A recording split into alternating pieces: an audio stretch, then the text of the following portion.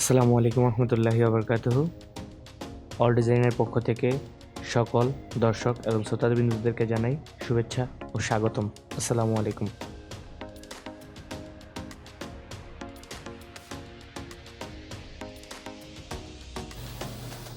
আজকে আমাদের ফার্স্ট টিউটোরিয়ালে আমি কিছু টপিক নিয়ে আলোচনা করব এবং আমার টিউটোরিয়ালটি সর্বোচ্চ 7 থেকে 10 মিনিটের ভিতরে থাকবে।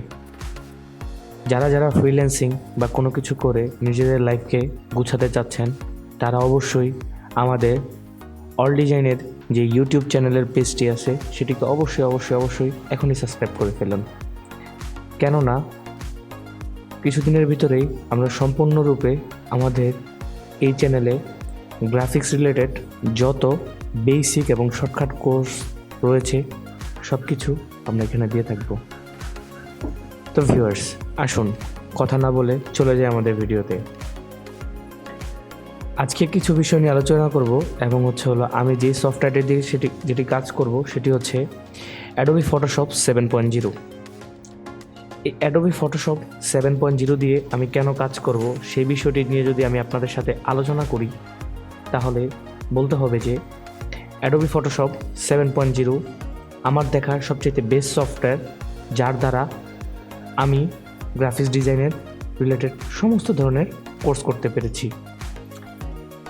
এখন আপনাদেরকে আমি বলতে চাচ্ছি এই ক্ষেত্রটাতে যে অ্যাডোবি ফটোশপ 7.0 কীভাবে কাজ করে থাকে। আমি আপনাদের সামনে মাত্র অ্যাডোবি ফটোশপ 7.0 ওপেন করে রেখেছি, আপনারা দেখতে পাচ্ছেন। তো অ্যাডোবি ফটোশপ 7.0-তে যে পরিমাণ কাজ রয়েছে সেগুলো আমরা করে শেষ করতে পারবো না। সেক্ষেত্রে আমাদের ফটোশপ CS6 অথবা ফটোশপ 2021 আমাদের ইউজ করার প্রয়োজন হয় না। কেন?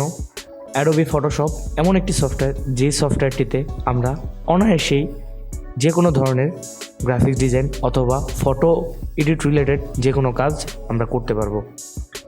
তো ভিউয়ার্স, আপনাদের উদ্দেশ্যে আমি দুটি কথা বলতে চাচ্ছি। এই ফটোশপের ফাইলটি আমি আবার অফিসিয়াল যে ওয়েবসাইট আছে, ব্লগ স্পট ওয়েবসাইট, সেটিতে আমি দিয়ে দিয়েছি এবং আমাদের ডেসক্রিপশন বক্সে এটির লিঙ্ক রয়েছে। আপনি যদি আমাদের চ্যানেলে নতুন হয়ে থাকেন অবশ্যই এখনই সাবস্ক্রাইব করে ফেলুন, কারণ পরবর্তীতে গ্রাফিক্স রিলেটেড প্রায় 56টি ক্লাস আসবে, যে ক্লাসের মাধ্যমে সম্পূর্ণ রিলেটেড যারা গ্রাফিক্স ডিজাইন শিখতে যাচ্ছেন তাদের জন্য এটি সর্বোচ্চ সাহায্যকর হবে বলে আমি মনে করছি। তো ভিউয়ার্স, এখন একটি জিনিস দেখাতে চাচ্ছি।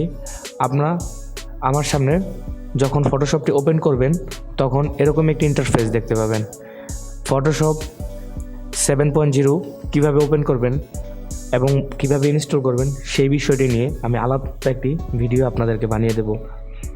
সাধারণত এই চ্যানেলটিতে আপনারা গ্রাফিক্স রিলেটেড কাজ ছাড়াও ভিডিও এডিটিং কীভাবে করতে হয় অথবা মাইক্রোসফট ওয়ার্ড এবং কীভাবে আপনারা কম্পিউটার প্রোগ্রামিং এবং ওয়েব ডিজাইন করবেন সেই বিষয় নিয়েও আলোচনা করা হবে ইনশাআল্লাহ। তো ভিউয়ার্স, ফার্স্ট অফ অল আমরা ফটোশপ ওপেন করার পরে আমরা এরকম একটি সিনারি দেখতে পাবো। তো আমরা এখানে আজকে একটি ছোট্ট ক্লাস দিব আপনাদেরকে। সেই ক্লাসটি আমরা সর্বপ্রথমে অ্যাডোবি ফটোশপের যে ফাইলটি রয়েছে সেই ফাইলটিতে এইখানে দেখবেন একটি ফাইল লেখা আছে। তো ফাইল লেখা আছে, এখানে দেওয়া আছে নিউ। তো আমরা এটিকে একটি শর্টকাট হিসাবে ইউজ করতে পারি, সেটি Ctrl+N। তো এখানে যেহেতু নিউ লেখা আছে, তো আমরা যদি Ctrl+N প্রেস করি তো আমরা এরকম একটি কাস্টম ফেস দেখতে পাবো এবং এটিকে আমরা ক্রস করে দিয়ে যদি আমরা ফাইলে গিয়ে নিউতে ক্লিক করি তাহলে এখানে আমরা একটি কাস্টম ফেস দেখতে পাবো।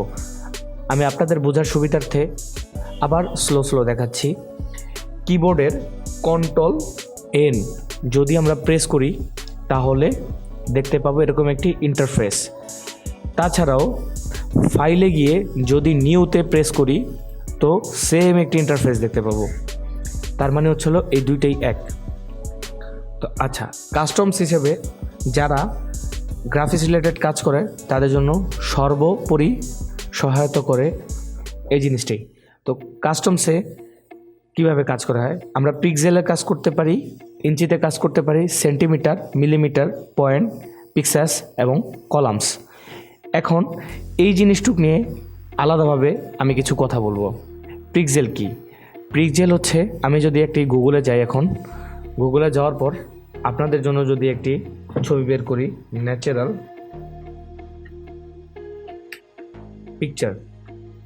তো ন্যাচারাল পিকচার বের করার পরে তো আমি একটি পিকচার ডাউনলোড করি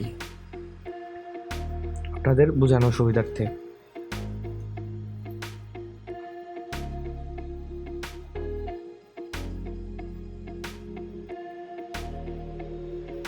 তো পিকচারটি সেভ ইমেজ অ্যাজ দিলাম, তো ওইখান থেকে আমার পিকচারটি ডাউনলোড হয়ে গেছে।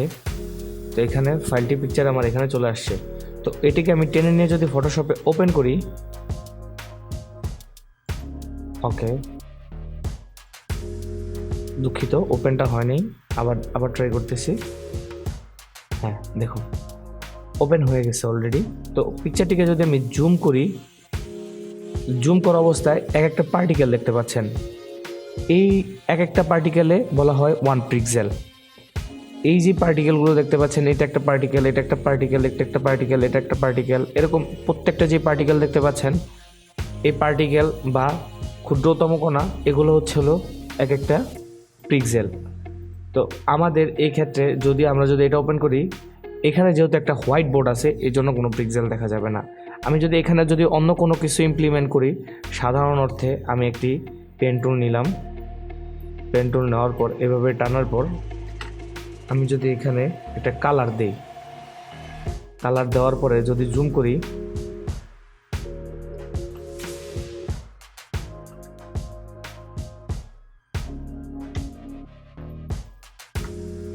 দেখেন এখন কিন্তু দেখা যাচ্ছে এক একটা পার্টিকেল, এই পিক্সেলগুলো দেখা যাচ্ছে। আমি যদি এই জিনিসটা অপাসিটি একটু কমায় দিই, অপাসিটি আমি করে দিলাম 45, দুঃখিত।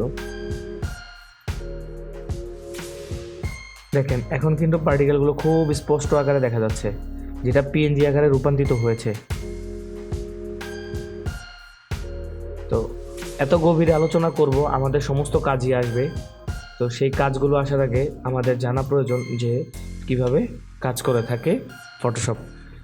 তো ভিউয়ার্স, আজকের ভিডিও এই পর্যন্তই। ইনশাল্লাহ দেখা হয়ে যাবে পরবর্তী টিউটোরিয়ালে।